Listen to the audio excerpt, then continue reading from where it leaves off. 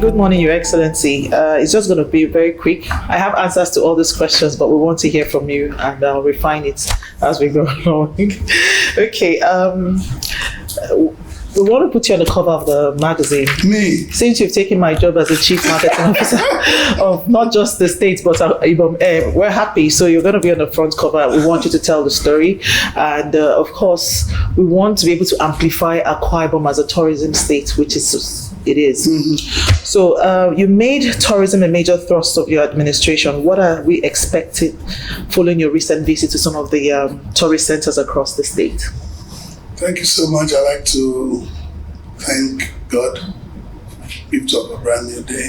Thank you. And thank you, Ibom Air, for the things you're doing. And for Fulcrum, thank you. Thank you. And I'd like to congratulate you and your team for the excellent work you're doing. Thank you, sir.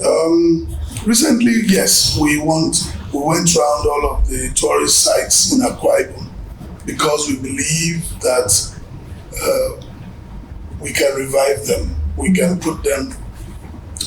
Tourism is a money spinning business, and you have people come here so frequently for conferences, and we believe they should.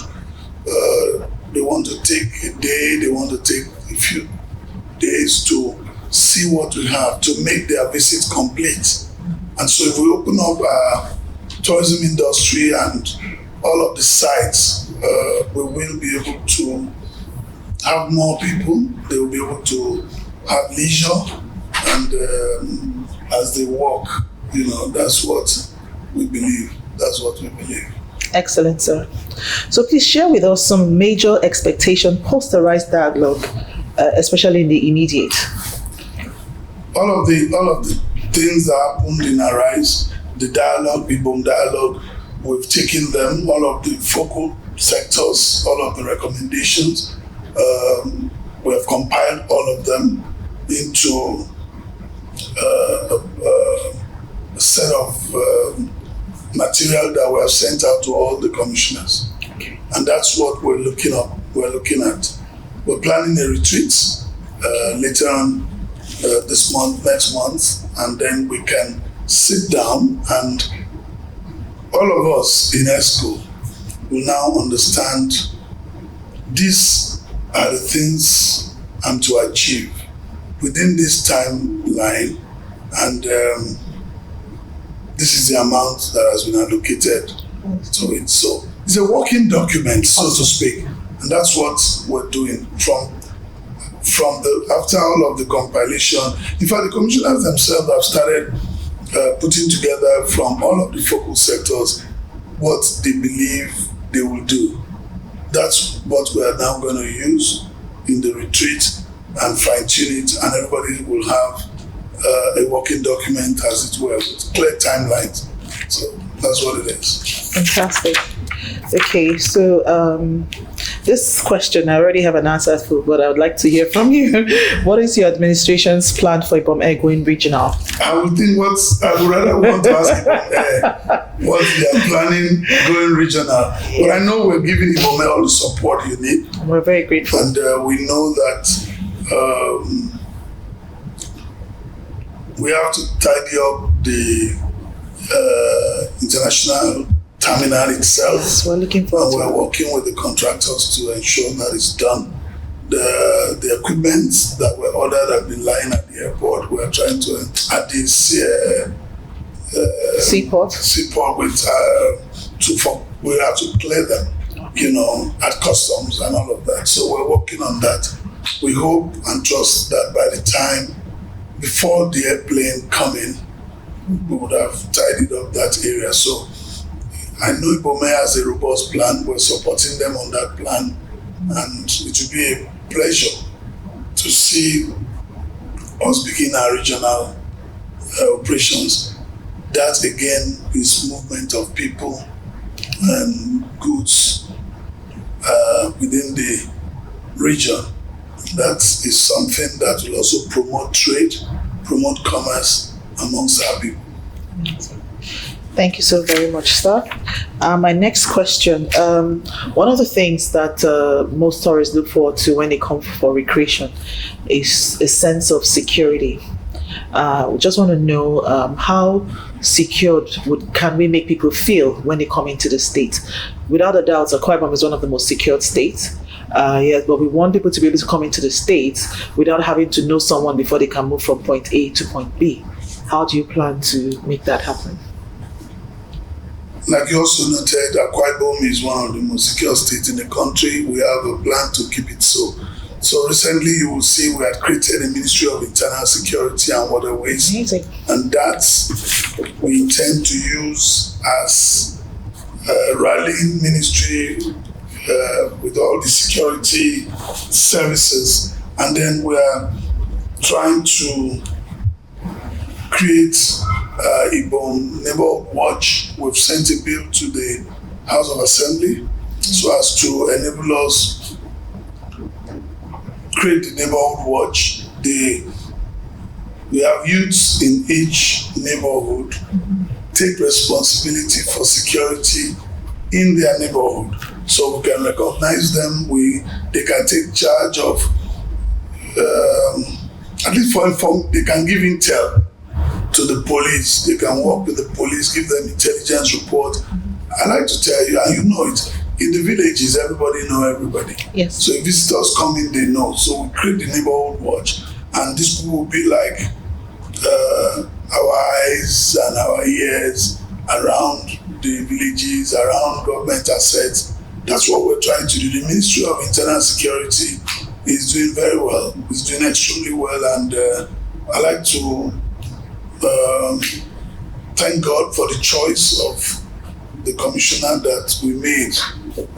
General Gokwesian is doing such a fantastic work. He's a silent achiever, and that's good. I believe that in the next 3 months, as people will see the workings of that ministry, but most importantly, it's a coordinating ministry for all the security people.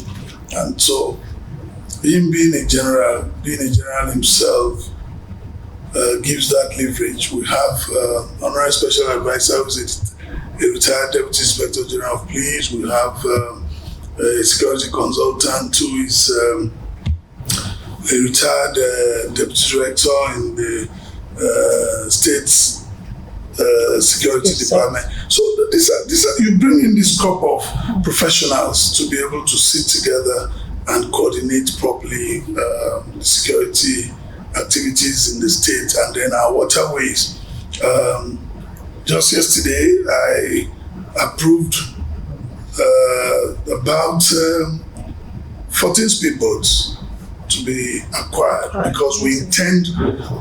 In my campaign, I promised Akwa Ibom that we will take on the sea pirates head on. We are going to buy gunboats. I'm going to invest in security hardware to protect our citizens. There's no doubt about it, because we want to take the blue economy further. We want to ensure that our citizens are not harassed when they go out for business. So I can tell you there's a clear roadmap, and we will follow that roadmap.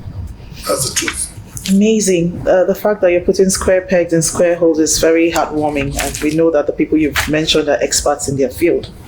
Okay, so the significance of tourism development is connected to hospitality.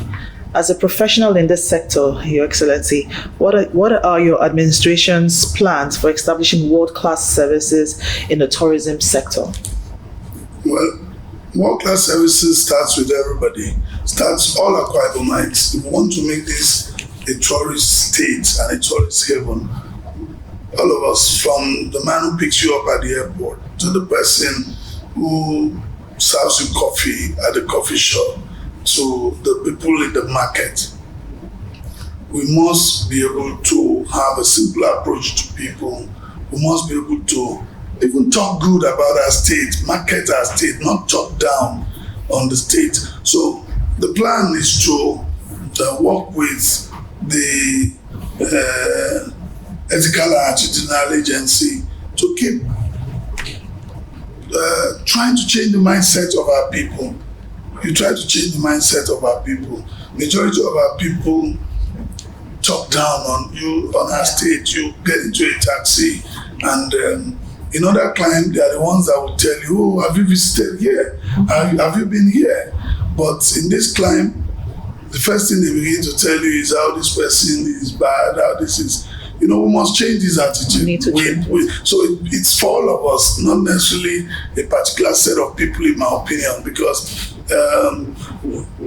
if we all do our bit, you don't know where the tourists will go. Sure. If we all do our bit and we encourage people, but generally, I'm sure that Akwa Ibom people are very hospitable.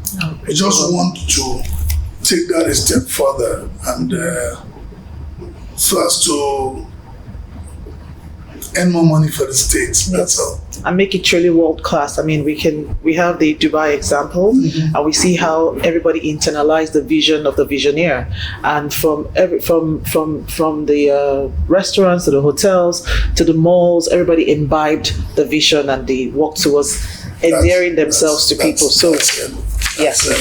Okay, so one of the things we noticed, being one of the committee members of the tourism department committee, was that access to some of these tourist sites. How do we intend to make access easy? I mean, for some other places, we find tour buses, maybe open air tour buses, and for those buses to be able to ply, the roads still need to be quite accessible.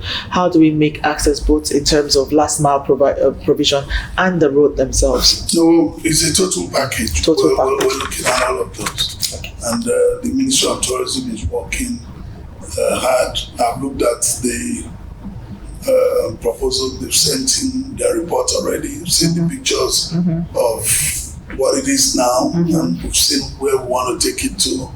And I think we're working hard on that. Okay, all right. So I've been told to round up. So I'm just going to skip the story about the water blue economy. I already have an idea. So what is your message? I mean, this is a global magazine. What is the message you want to tell our readers regarding yourself and the tourism thrust that you have for the state, or generally your philosophy in general? What's your message? Simple message. We believe that we can only get better. It's during the campaign we echoed this phrase, forward ever, backward never, as it is in our state anthem. Yeah. We need the cooperation of all of us. It's like they say in the security balance, security is for everyone. Sure. Say something. Yeah, we need, as we begin to unveil our programs, and all of our programs are people-oriented, their rights agenda really is for people, and I am specifically concerned about the rural dwellers. And that's why you see most of our programs are tailored towards the rural communities, because we are not over with the urban areas. We'll still do what we have to do. Legacy projects, of course, will be there. But you see, I believe that the rural people need to be connected to what's happening in the urban areas. And you can stem the rural-urban migration, let them also have a feel of government, provide the provision of simple amenities, water, light, hospital, school, and we're remodeling our primary schools. And that's what we want to. We feel that there should be something in the 21st century different from what it used to be. Times have changed, and we need to move with the time to get our people something they'll be proud of. When we talk of school, out of school children, the percentage, you really want to find out, why do we have them? The environment for learning is even not conducive. No shoes, no uniforms, no books, and these are the things we're trying to bring back. It's going to be difficult considering the economy today, but I always believe that a journey of 1,000 miles begins with one step forward, one step in the right direction.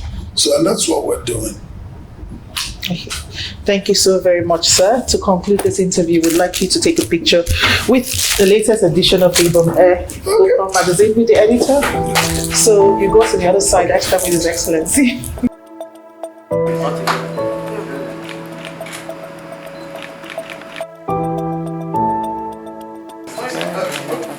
Oh, maybe takes the first one, I guess.